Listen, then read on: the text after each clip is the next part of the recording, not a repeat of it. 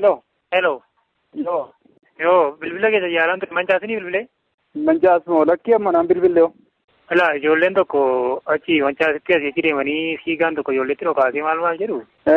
Fiigaan tokko ijoolleetti dhokaasee jedhu. Kana gidduutti immoo ijoollee lubbuun ijoollee waanti namni miidhamee jira jedhaa ijoollee. Maali immoo akkas godha eessa jechuun mancaasa eessadha jiran ni mancaasa. Mancaasa achi dhufaara qaba ijoollee sana fidee ijoolleen immoo teechitti deemte mancaasiin fuudhu. Jechuun karaa isaan irra jiran irra dhufa mancaasa. Maarreechi irra dhufa. Karaa sanarra achi as dhufaa jira. Ijoollee warra mancaasitti deemaa jiranitti ammoo warra mancaasitti deemaa jiru sanatti dhokaase mancaasa naannoo isaatti akkasitti geesse mancaasa ijoolleetti hundee ijoolleen naannoo sana geesse ijoollee mucaan bitti dhokee kunoo abbaa buttaan irra galaara dhaggeeffadhaame. Jalqaban. Yaalee bisaan tokkorraa ta'e jiru waan amma ture sana itti haasa'ime.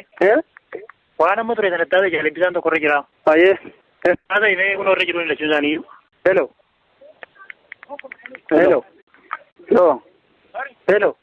Nan nagaa haasa'e. Hello. Naqaamaa. Meera irra jiraam? Irra jira yaalee bisaan. Haasa'e. Hello. Nagaa keessan ni jaallan? Naguma.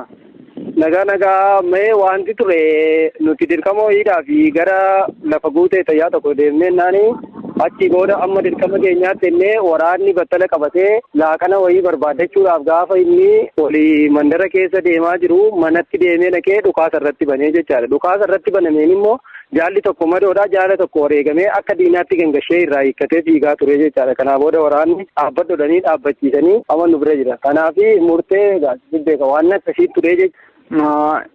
Isa eenyutu dhaabbachi jechuun isa akkas godhee dhaabbachiista immoo isa kamiin?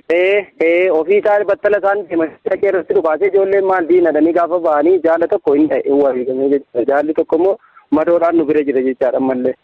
Amma eenyi inni akkas godheen badee isin harka? Jira fiigaadha maali fiigaadhoo maal nama wanni maaliiti ammallee kun hojiin jira jechaadha nu bira jira dhaabbatamee ijoollota wajjin dhaabbatamee haasa'amaa jira. Jechuun dhuunfatamee jira moo dhaabbatee haasa'aa jira?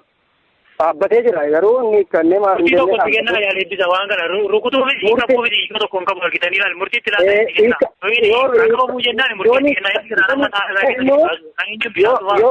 yoo inni ta'e caasaa jiruuni itti bilbilaati hiikkatee seeraan haa gaafatamu nuti waan namni wareegame namnaa wareegamu kan jedhu hin jiru.